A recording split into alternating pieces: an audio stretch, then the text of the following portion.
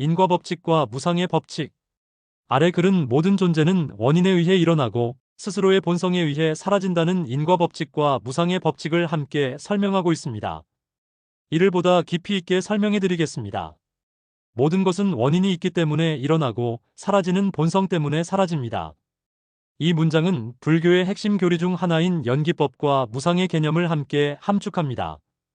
연기란 모든 존재는 어떤 원인과 조건이 있어서 생긴다는 의미입니다. 즉, 어떤 현상이나 존재도 독립적으로 스스로 생겨나지 않으며 반드시 인연과 조건이 작용하여 나타납니다. 하지만 사라짐 소멸에 대해서는 약간 다르게 접근합니다. 사라지는 것은 어떤 외부 원인을 필요로 하지 않고 그 존재 자체가 사라지는 성질을 지니고 있기 때문에 사라진다고 보는 것입니다. 이처럼 사라짐은 그 사물이나 현상에 내재된 속성, 즉 본성에서 비롯된 것입니다.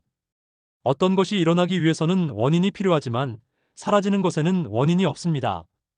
이 부분은 매우 중요한 수행적 통찰을 제공합니다. 무엇인가 생겨나려면 원인과 조건이 있어야 합니다. 예를 들어 나무가 자라기 위해선 씨앗, 물, 햇빛, 흙이 필요합니다. 그러나 나무가 죽을 때는 별다른 조건이 없어도 됩니다. 시간이 흐르거나 스스로 늙거나 병이 들거나 하는 자연적 과정을 통해 서서히 소멸합니다.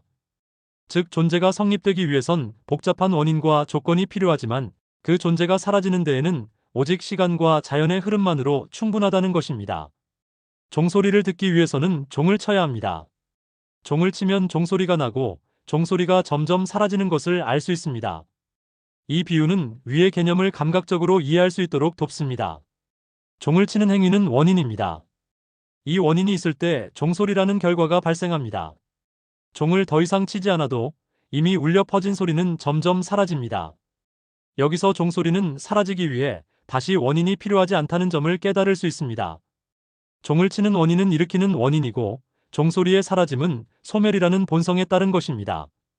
종소리를 사라지게 만들 필요는 없습니다. 그것은 시간이 지나면 자연히 사라집니다. 이것이 무상함입니다. 물리학에도 유사한 법칙이 있습니다.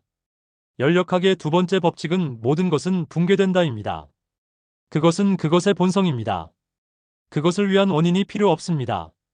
이 문장은 과학의 법칙을 인용하여 불교적 통찰을 강화하고 있습니다.